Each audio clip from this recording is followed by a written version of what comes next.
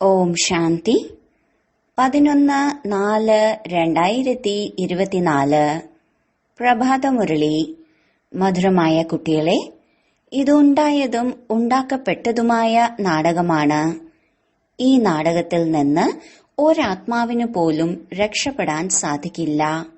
മോക്ഷം ആർക്കും ലഭിക്കില്ല. ചോദ്യം: ഉയർന്നതിലും ഉയർന്ന പതീത പാവനനായ അച്ഛൻ എങ്ങനെയാണ് നിഷ്കളങ്കനായ നാഥനാകുന്നത്?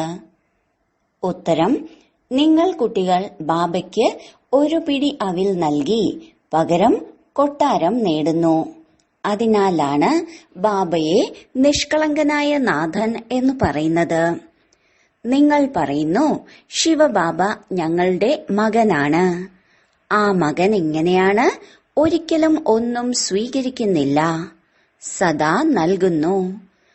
ഭക്തിയിൽ പറയുന്നു, ആര് എങ്ങനെയുള്ള കർമ്മം ചെയ്യുന്നുവോ അങ്ങനെയുള്ള ഫലം പ്രാപ്തമാക്കും. പക്ഷേ ഭക്തിയിൽ അല്പകാലത്തിലേക്കാണ് ലഭിക്കുന്നത്. ജ്ഞാനത്തിൽ അറിഞ്ഞാണ് ചെയ്യുന്നത്, അതുകൊണ്ട് സദാകാലത്തിലേക്ക് ലഭിക്കുന്നു. ഓം ശാന്തി. ആത്മീയ കുട്ടികളുമായി ആത്മീയ അച്ഛൻ ആത്മീയ സംഭാഷണം നടത്തിക്കൊണ്ടിരിക്കുകയാണ്. അല്ലെങ്കിൽ ഇങ്ങനെ പറയാം, ആത്മീയ അച്ഛൻ കുട്ടികളെ രാജയോഗം പഠിപ്പിക്കുകയാണ്. നിങ്ങൾ കുട്ടികൾ വന്നിരിക്കുന്നത് പരിധിയില്ലാത്ത അച്ഛനിൽ നിന്നും രാജയോഗം പഠിക്കുന്നതിനായാണ്. അതിനാൽ ബുദ്ധി അച്ഛന് നേരെ പോകണം. ഇത് ആത്മാക്കൾക്കുള്ള പരമാത്മാ ജ്ഞാനമാണ്. ഭഗവാന്റെ വാക്കുകളാണ് സാളിഗ്രാമങ്ങളെ പ്രതി. ആത്മാക്കളാണ് കേൾക്കേണ്ടത്. അതിനാൽ ആത്മ അഭിമാനിയായി മാറണം. മുൻപ് നിങ്ങൾ ദേഹ അഭിമാനത്തിലായിരുന്നു. ഈ പുരുഷോത്തമ സംഗമയുഗത്തിലാണ് അച്ഛൻ വന്ന് നിങ്ങൾ കുട്ടികളെ ആത്മ അഭിമാനിയാക്കി മാറ്റുന്നത്. ആത്മാഭിമാനിയും ദേഹാഭിമാനിയും തമ്മിലുള്ള വ്യത്യാസം നിങ്ങൾ മനസ്സിലാക്കുന്നുണ്ട്. ആത്മാവ് തന്നെയാണ് ശരീരത്തിലൂടെ പാർട്ട് അഭിനയിക്കുന്നത് എന്ന് അച്ഛനാണ് മനസ്സിലാക്കി തന്നത്. പഠിക്കുന്നതും ആത്മാവാണ്, ശരീരമല്ല. പക്ഷെ ദേഹാഭിമാനമുള്ളത് കാരണം ഇന്നയാളാണ് പഠിക്കുന്നത് എന്ന് കരുതുന്നു. നിങ്ങൾ കുട്ടികളെ പഠിപ്പിക്കുന്നത് നിരാകാരനാണ്. അവരുടെ പേര് ശിവൻ എന്നാണ്. ശിവബാബയ്ക്ക് തന്റേതായ ശരീരമില്ല. ബാക്കി എല്ലാവരും പറയും എന്റെ ശരീരം എന്ന്. ഇതാരാണ് പറഞ്ഞത്? ആത്മാവാണ് പറഞ്ഞത്. ഇതെന്റെ ശരീരമാണ്. ബാക്കിയുള്ളതെല്ലാം ഭൗതികമായ പഠിപ്പാണ്. അതിനാൽ അനേക പ്രകാരത്തിലുള്ള വിഷയങ്ങൾ ഉണ്ടാകും. BA മുതലായ എന്തെല്ലാം പേരുകളാണുള്ളത്. ഇതിൽ ഒരു പേരേ ഉള്ളൂ. പഠിപ്പിക്കുന്നതും ഒരേ ഒരാളാണ്. ഒരേ ഒരു അച്ഛനാണ് വന്ന് പഠിപ്പിക്കുന്നത്. അതിനാൽ അച്ഛനെ തന്നെ ഓർമ്മിക്കണം. നമ്മളെ പരിധിയില്ലാത്ത അച്ഛൻ പഠിപ്പിക്കുകയാണ്. എന്താണ് അച്ഛന്റെ പേര്? അച്ഛന്റെ പേര് ശിവൻ എന്നാണ്. നാമരൂപങ്ങളിൽ നിന്ന് വേറിട്ടതാണ് എന്നല്ല. മനുഷ്യർക്ക് പേര് വെക്കുമ്പോൾ അത് ശരീരത്തിനാണ് വെക്കുന്നത്. പറയുന്നു, ഇത് ഇന്ന ആളുടെ ശരീരമാണ്. അതുപോലെ ശിവബാബയ്ക്ക് പേരില്ല. മനുഷ്യരുടെ പേര് ശരീരത്തിനാണ്. ഒരേ ഒരു നിരാകാരനായ അച്ഛനേ ഉള്ളൂ. അവരുടെ പേര് ശിവൻ എന്നാണ്. പഠിപ്പിക്കാൻ വരുമ്പോഴും പേര് ശിവൻ എന്ന് തന്നെയാണ്. ഈ ശരീരം ബാബയുടേതല്ല. ഭഗവാൻ ഒന്നേ ഉള്ളൂ. 10-12 ഉണ്ടാകില്ല. ബാബ ഒന്നേ ഉള്ളൂ. പക്ഷെ മനുഷ്യർ ഭഗവാന് 24 അവതാരങ്ങൾ ഉണ്ടെന്ന് പറയുന്നു. ബാബ പറയുന്നു, എന്നെ വളരെയധികം വളച്ചൊടിച്ചു. പരമാത്മാവ് കല്ലിലും മുള്ളിലും ഉണ്ടെന്ന് പറഞ്ഞു. ഭക്തിമാർഗത്തിൽ എങ്ങനെ സ്വയം അലഞ്ഞു തിരിയുന്നോ അതുപോലെ എന്നെയും അലയിക്കുന്നു. ഡ്രാമ അനുസരിച്ച് ബാബ സംസാരിക്കുന്നത് എത്ര ശീതളമായാണ്. മനസ്സിലാക്കുന്നു, എന്റെ മേൽ എത്ര അപകാരം ചെയ്തു, എന്റെ ഗ്ലാനി എത്ര ചെയ്തു. മനുഷ്യർ പറയുന്നു, ഞങ്ങൾ നിഷ്കാമ സേവനം ചെയ്യുകയാണെന്ന്. അച്ഛൻ പറയുന്നു, എനിക്കല്ലാതെ മറ്റാർക്കും നിഷ്കാമ സേവനം ചെയ്യാൻ സാധിക്കില്ല. ആര് ചെയ്യുന്നോ അവർക്ക് തീർച്ചയായും ഫലം ലഭിക്കും. ഇപ്പോൾ നിങ്ങൾക്ക് ഫലം ലഭിക്കുകയാണ്. ഭക്തിയുടെ ഫലം ഭഗവാൻ നൽകും എന്ന് മഹിമ പാടുന്നു. കാരണം ഭഗവാൻ ജ്ഞാനസാഗരനാണ്. ഭക്തിയിൽ പകുതി കൽപ്പം നിങ്ങൾ കർമ്മങ്ങൾ ചെയ്തു വന്നു. ഇപ്പോൾ ഈ ജ്ഞാനം പഠിപ്പാണ്. പഠിപ്പ് ലഭിക്കുന്നത് ഒരു തവണ മാത്രമാണ്. ഒരേ ഒരു ബാബയിൽ നിന്നാണ് ലഭിക്കുന്നത്. അച്ഛൻ പുരുഷോത്തമ സംഗമയുഗത്തിൽ ഒരേ ഒരു തവണ വന്ന് നിങ്ങളെ പുരുഷോത്തമനാക്കി മാറ്റി തിരിച്ചു പോകുന്നു. ഇതാണ് ജ്ഞാനം. അത് ഭക്തിയാണ്. പകുതി കൽപ്പം നിങ്ങൾ ഭക്തി ചെയ്തിരുന്നു.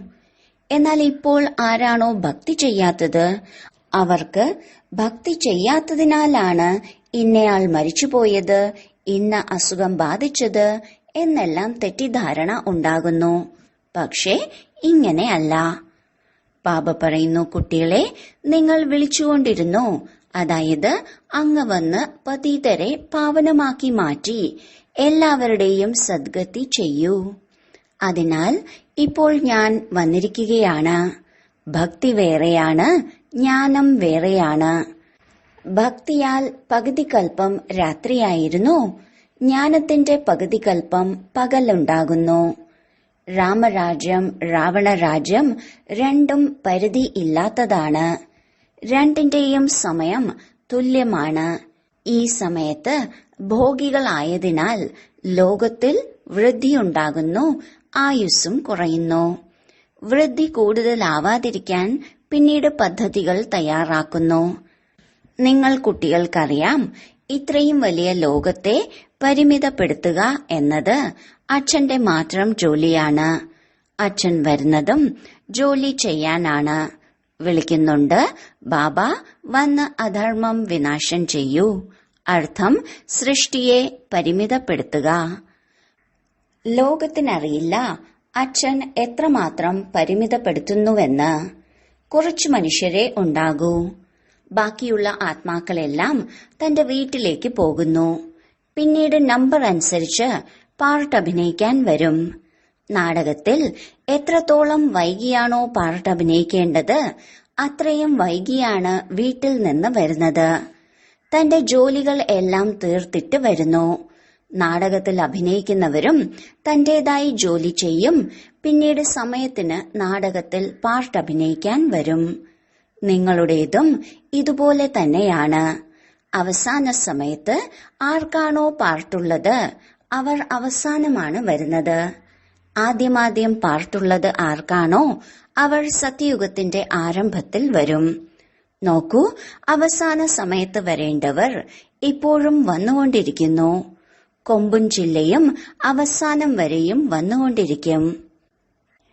ഈ സമയത്ത് നിങ്ങൾ കുട്ടികൾക്ക് ജ്ഞാനത്തിന്റെ കാര്യങ്ങൾ മനസ്സിലാക്കി തരുന്നു. പിന്നീട് അതിരാവിലെ ഓർമ്മയിൽ ഇരിക്കുന്നു. അതാണ് ഡ്രിൽ. ആത്മാവിന് തന്റെ അച്ഛനെ ഓർമ്മിക്കണം. യോഗം എന്ന വാക്കിനെ ഉപേക്ഷിക്കൂ. ഇതിനാലാണ് ക്ഷീണിക്കുന്നത്. എനിക്ക് യോഗം ചെയ്യാൻ കഴിയുന്നില്ല എന്ന് പറയുന്നു. ബാബ പറയുന്നു, എന്താ അച്ഛനെ നിങ്ങൾക്ക് ഓർമ്മിക്കാൻ കഴിയില്ലേ? എന്താ ഇത് നല്ല കാര്യമാണോ? ഓർമ്മിച്ചില്ലെങ്കിൽ എങ്ങനെ പാവനമായി മാറും? ബാബ പതീത പാവനനാണ്. ബാബ വന്ന് ഡ്രാമയുടെ ആദി മധ്യ അന്ത്യത്തിന്റെ രഹസ്യം മനസ്സിലാക്കി തരുന്നു. ഇത് വ്യത്യസ്തങ്ങളായ ധർമ്മങ്ങളുടെ വ്യത്യസ്തമായ വൃക്ഷമാണ്. മുഴുവൻ സൃഷ്ടിയിലും എത്ര മനുഷ്യരുണ്ടോ എല്ലാവരും പാർട്ടധാരികളാണ്. എത്രയധികം മനുഷ്യരാണ്? കണക്കെടുക്കുന്നു. ഒരു വർഷത്തിനുള്ളിൽ ഇത്ര കോടി ജനിക്കും. അത്രത്തോളം സ്ഥലം ഇവിടെയുണ്ട്. എന്നാൽ ബാബ പറയുന്നു, ഞാൻ വരുന്നത് എണ്ണത്തെ പരിമിതപ്പെടുത്താനാണ്. എപ്പോൾ എല്ലാ ആത്മാക്കളും മുകളിൽ നിന്ന് വരുന്നുവോ അപ്പോൾ നമ്മുടെ വീട് കാലിയാകും. ആരാണോ ശേഷിക്കുന്നത് അവരും വരും. വൃക്ഷം ഒരിക്കലും ഉണങ്ങില്ല. നടന്നുകൊണ്ടേയിരിക്കും. അവസാന സമയത്ത് അവിടെ ആരും ഉണ്ടാകില്ല. പിന്നീട് എല്ലാവരും പോകും. പുതിയ ലോകത്തിൽ വളരെ കുറച്ചു പേരായിരുന്നു. ഇപ്പോൾ എത്രയധികം ആളുകളാണ്. ശരീരം എല്ലാവരുടെയും മാറിക്കൊണ്ടിരിക്കും. കൽപ്പകൽപ്പം ഏത് ജന്മമാണോ എടുത്തത് അതേ ജന്മമാണ് വീണ്ടും എടുക്കുക. ഈ വിശ്വനാടകം എങ്ങനെയാണ് നടക്കുന്നത്? ഇത് അച്ഛനല്ലാതെ മറ്റാർക്കും മനസ്സിലാക്കി തരാൻ സാധിക്കില്ല. കുട്ടികളും നമ്പർ വൈസ് പുരുഷാർത്ഥമനുസരിച്ചാണ് മനസ്സിലാക്കുന്നത്. പരിധിയില്ലാത്ത നാടകം എത്ര വലുതാണ്, എത്രത്തോളം മനസ്സിലാക്കേണ്ട കാര്യമാണ്. പരിധിയില്ലാത്ത അച്ഛൻ ജ്ഞാനസാഗരനാണ്. ബാക്കി എല്ലാവരും പരിധിയുള്ളതാണ്. വേദങ്ങൾ, ശാസ്ത്രങ്ങൾ എന്നിങ്ങനെ കുറച്ചു നിർമ്മിക്കുന്നു. കൂടുതലായി ഒന്നും ഉണ്ടാകില്ല. നിങ്ങൾ എഴുതുകയാണെങ്കിൽ ആരംഭം മുതലുള്ളതുകൊണ്ട് എത്ര വലിയ ഗീത ആയിട്ടുണ്ടാകും. എല്ലാം അച്ചടിക്കുകയാണെങ്കിൽ കെട്ടിടത്തെക്കാളും വലിയ ഗീതയാകും. അതിനാലാണ് മഹിമ പാടുന്നത് സാഗരത്തെ മുഴുവൻ മഷിയാക്കിയാലും എന്ന്. പിന്നീട് ഇങ്ങനെയും പറയുന്നു, പക്ഷികൾ സാഗരം കുടിച്ചു വറ്റിച്ചു.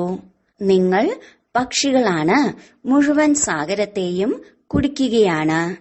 നിങ്ങളിപ്പോൾ ബ്രാഹ്മണനായിരിക്കുന്നു. നിങ്ങൾക്കിപ്പോൾ ജ്ഞാനം ലഭിച്ചിരിക്കുന്നു. ജ്ഞാനത്തിലൂടെ നിങ്ങളെല്ലാം അറിയുന്നു. കൽപ്പകൽപ്പം നിങ്ങൾ ഇവിടെ പഠിപ്പ് പഠിക്കുന്നു. ഇതിൽ നിന്ന് കുറയുകയോ കൂടുകയോ ചെയ്യില്ല. ആര് എത്രത്തോളം പുരുഷാർത്ഥം ചെയ്യുന്നുവോ അത്രത്തോളം പ്രാലബ്ധം ഉണ്ടാകുന്നു. ഓരോരുത്തർക്കും മനസ്സിലാക്കാൻ സാധിക്കും ഞാൻ എത്ര പുരുഷാർത്ഥം ചെയ്യുന്നുണ്ട്, പദവി നേടുന്നതിന് എത്രത്തോളം യോഗ്യനായി മാറുന്നുണ്ട് എന്ന്. സ്കൂളിലും നമ്പർ വൈസായാണ് പരീക്ഷ പാസ്സാകുന്നത്. സൂര്യവംശി, ചന്ദ്രവംശി രണ്ടും ആവുന്നുണ്ട്. ആരാണോ തോറ്റുപോകുന്നത് അവർ ചന്ദ്രവംശി ആകുന്നു. രാമന്റെ കയ്യിൽ ബാണം നൽകിയത് എന്തിനാണ് എന്നത് ആർക്കും അറിയില്ല. യുദ്ധത്തിന്റെ ചരിത്രം ഉണ്ടാക്കിയിരിക്കുന്നു. നിങ്ങൾക്കറിയാം, ആര് എങ്ങനെയുള്ള കർമ്മം ചെയ്യുന്നുവോ അങ്ങനെയുള്ള ഫലം ലഭിക്കും. ആരെങ്കിലും ആശുപത്രി നിർമ്മിക്കുകയാണെങ്കിൽ അടുത്ത ജന്മത്തിൽ അവരുടെ ആയുസ്സും ആരോഗ്യവും കൂടുതലായിരിക്കും. ആരെങ്കിലും ധർമ്മശാലയോ സ്കൂളോ നിർമ്മിക്കുകയാണെങ്കിൽ അവർക്ക് പകുതി കൽപ്പത്തിലേക്ക് സുഖം ലഭിക്കുന്നു. കുട്ടികൾ ഇവിടേക്ക് വരുമ്പോൾ ബാബ ചോദിക്കുന്നു, നിങ്ങൾക്ക് എത്ര മക്കളുണ്ട്? അപ്പോൾ പറയും, ലൗകികത്തിൽ 3, പിന്നെ ശിവ് ബാബ 1. കാരണം ബാബ സമ്പത്ത് നൽകുന്നുമുണ്ട്, എടുക്കുന്നുമുണ്ട്. കണക്കാണ്. ബാബയ്ക്ക് ഒന്നും എടുക്കേണ്ടതില്ല. ബാബ ദാതാവാണ്. ഒരു പിടി അവിൽ നൽകി നിങ്ങൾ കൊട്ടാരം നേടുന്നു. അതിനാൽ നിഷ്കളങ്കനായ നാഥനാണ്. പതിതപാവനനും ജ്ഞാനസാഗരവുമാണ്. ഇപ്പോൾ അച്ഛൻ പറയുന്നു, ഈ ഭക്തിയിലെ ശാസ്ത്രങ്ങളുടെ സാരം മനസ്സിലാക്കി തരികയാണ്. പകുതി കൽപ്പത്തിലേക്ക് ഭക്തിയുടെ ഫലമാണ്. സന്യാസി പറയുന്നു, ഈ സുഖം കാക്കക്കാഷ്ടത്തിന് സമാനമാണ്. അതിനാലാണ് വീടുപേക്ഷിച്ച് കാട്ടിലേക്ക് പോകുന്നത്. പറയുന്നു, ഞങ്ങൾക്ക് സ്വർഗത്തിലെ സുഖം ആവശ്യമില്ല. എന്തെന്നാൽ പിന്നീട് നരകത്തിലേക്ക് വരേണ്ടി വരും. ഞങ്ങൾക്ക് മോക്ഷമാണ് വേണ്ടത്. പക്ഷേ ഇത് ഓർമ്മ വയ്ക്കൂ, ഇത് പരിധിയില്ലാത്ത നാടകമാണ്. ഈ നാടകത്തിൽ നിന്ന് ഒരാത്മാവിന് പോലും രക്ഷപ്പെടാൻ സാധിക്കില്ല. ഇതുണ്ടായതും ഉണ്ടാക്കപ്പെട്ടതുമാണ്. അതുകൊണ്ടാണ് പാടുന്നത്, ഉണ്ടായതും ഉണ്ടാക്കപ്പെട്ടതും ഉണ്ടായിക്കൊണ്ടിരിക്കുന്നതും എന്ന്. പക്ഷെ ഭക്തി മാർഗത്തിൽ ഒരുപാട് ചിന്തിക്കേണ്ടി വരുന്നു. എന്തെല്ലാം കഴിഞ്ഞുപോയോ അതെല്ലാം വീണ്ടും ഉണ്ടാകും. 84ന്റെ ചക്രം നിങ്ങൾ കറങ്ങുന്നു. ഇതൊരിക്കലും നിന്നുപോകില്ല. ഉണ്ടായതും ഉണ്ടാക്കപ്പെട്ടതുമാണ്. അതിൽ നിങ്ങളുടെ പുരുഷാർത്ഥത്തെ മാത്രം എങ്ങനെ എടുത്തു മാറ്റാൻ സാധിക്കും? നിങ്ങൾ പറയുന്നത് കൊണ്ട് ഇതിൽ നിന്ന് നിങ്ങളെ പുറത്തെടുക്കാൻ കഴിയില്ല. മോക്ഷം പ്രാപ്തമാക്കുക, ജ്യോതി ജ്യോതിയിൽ ലയിക്കുക, ബ്രഹ്മത്തിൽ ലയിക്കുക, ഇതെല്ലാം ഒന്ന് തന്നെയാണ്. അനേകം മതങ്ങളുണ്ട്, അനേകം ധർമ്മങ്ങളുണ്ട്. പിന്നീട് പറയുന്നു, അങ്ങയുടെ ഗതിയും മതവും അങ്ങ് മാത്രമേ അറിയുന്നുള്ളൂ. അങ്ങയുടെ ശ്രീമതത്തിലൂടെ സദ്ഗതി ലഭിക്കുന്നു, അതും അങ്ങാണ് അറിയുന്നത്. എന്ന് അങ്ങ് വരുന്നുവോ അന്ന് ഞങ്ങളും അറിയും, ഞങ്ങളും പാവനമായി മാറും. പഠിച്ചു പഠിച്ച് ഞങ്ങളുടെ സദ്ഗതി ഉണ്ടാകും. സദ്ഗതി ഉണ്ടായാൽ പിന്നെ ആരും വിളിക്കുന്നില്ല. ഈ സമയത്ത് എല്ലാവരുടെയും മേൽ ദുഃഖത്തിന്റെ പർവ്വതം വീഴാനുണ്ട്. സർപ്പവുമായുള്ള കളി കാണിക്കുന്നു, അതുപോലെ ഗോവർദ്ധന പർവ്വതത്തെയും കാണിക്കുന്നു. വിരലുകൊണ്ട് പിടിച്ചുയർത്തി. നിങ്ങൾക്കിതിന്റെ അർത്ഥമറിയാം. നിങ്ങൾ കുറച്ചു കുട്ടികൾ ഈ ദുഃഖത്തിന്റെ പർവ്വതത്തെ അകറ്റുന്നു, ദുഃഖത്തെയും സഹിക്കുന്നു. നിങ്ങൾ എല്ലാവർക്കും വശീകരണ മന്ത്രം നൽകണം. തുളസീദാസൻ ചന്ദനം അരച്ചു എന്ന് പറയുന്നു. രാജധാനിയുടെ തിലകം നിങ്ങൾക്കാണ് ലഭിക്കുന്നത്. തന്റേതായ പരിശ്രമത്തിലൂടെ നിങ്ങൾ രാജധാനിക്ക് വേണ്ടി പഠിച്ചുകൊണ്ടിരിക്കുകയാണ്. രാജയോഗത്തിലൂടെയാണ് രാജധാനി ലഭിക്കുന്നത്. ഇത് പഠിപ്പിക്കുന്നത് ഒരേ ഒരു ബാബയാണ്. ഇപ്പോൾ നിങ്ങൾ വീട്ടിലിരിക്കുകയാണ്. ഇത് രാജ്യസദസ്സല്ല. മഹാരാജാവും രാജാക്കന്മാരും കൂടിക്കാഴ്ച നടത്തുന്ന സ്ഥാനത്തെയാണ് രാജ്യസദസ് എന്ന് പറയുന്നത്.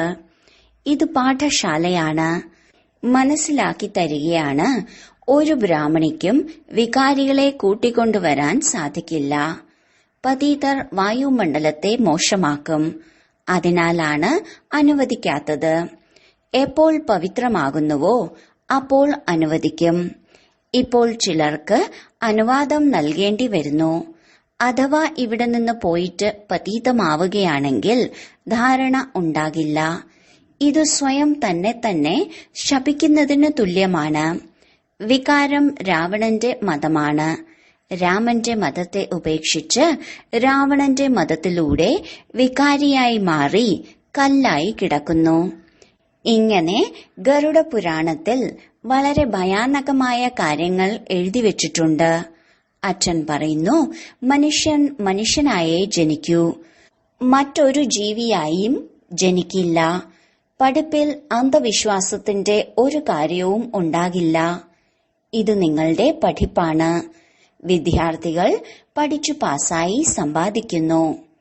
ശരി, വളരെ കാലത്തെ വേർപാടിന് ശേഷം തിരിച്ചു കിട്ടിയ മധുരമധുരമായ കുട്ടികൾക്ക് മാതാവും പിതാവുമായ ബാബ്ദാദയുടെ സ്നേഹസ്മരണയും സുപ്രഭാതവും. ആത്മീയ അച്ഛന്റെ ആത്മീയ കുട്ടികൾക്ക് നമസ്കാരം. ധാരണയ്ക്കുള്ള മുഖ്യസാരം: 1. വശീകരണ മന്ത്രം എല്ലാവർക്കും നൽകണം. പഠിപ്പിൽ പരിശ്രമിച്ച് രാജധാനിയുടെ തിലകം പ്രാപ്തമാക്കണം. ഈ ദുഃഖത്തിന്റെ പർവ്വതത്തെ അകറ്റുന്നതിന് തന്റെ വിരൽ നൽകണം. 2.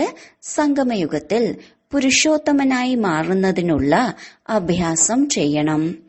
അച്ഛനെ ഓർമ്മിക്കുന്ന ഡ്രിൽ ചെയ്യണം. അല്ലാതെ യോഗം യോഗം എന്ന് പറഞ്ഞ് ക്ഷീണിക്കരുത്. വരദാനം: സേവനത്തിൽ വിഘ്നങ്ങളെ ഉന്നതിയിലേക്കുള്ള ഏണിപ്പടിയാണെന്ന് മനസ്സിലാക്കി മുന്നേറുന്ന നിർവിഘ്ന സത്യമായ സേവാധാരിയായി ഭവിക്കൂ. സേവനം ബ്രാഹ്മണ ജീവിതത്തെ നിർവിഘ്നമാക്കുന്ന സാധനവുമാണ്. ഒപ്പം സേവനത്തിൽ തന്നെയാണ് വിഘ്നങ്ങളുടെ പേപ്പറും കൂടുതൽ വരുന്നത്. നിർവിഘ്ന സേവാധാരിയെ സത്യമായ സേവാധാരി എന്ന് പറയുന്നു. നിർവിഘ്നം വരിക ഇതും ഡ്രാമയിൽ അടങ്ങിയിട്ടുള്ളതാണ്. വരിക തന്നെ വേണം. വന്നുകൊണ്ടും ഇരിക്കും. എന്തുകൊണ്ടെന്നാൽ ഈ വിഘ്നം അല്ലെങ്കിൽ പേപ്പർ അനുഭവി ആക്കുന്നു. ഇതിനെ വിഘ്നമെന്ന് മനസ്സിലാക്കാതെ അനുഭവത്തിന്റെ ഉന്നതി ഉണ്ടായിക്കൊണ്ടിരിക്കുകയാണ്. ഈ ഭാവത്തോടെ നോക്കുകയാണെങ്കിൽ ഉന്നതിയിലേക്കുള്ള ഏണിപ്പടിയായി അനുഭവമുണ്ടാകും. ഒപ്പം മുന്നേറിക്കൊണ്ടിരിക്കുകയും ചെയ്യും. സ്ലോഗൻ: വിഘ്നരൂപിയല്ല, വിഘ്ന വിനാശകരാകൂ. ഓം ശാന്തി.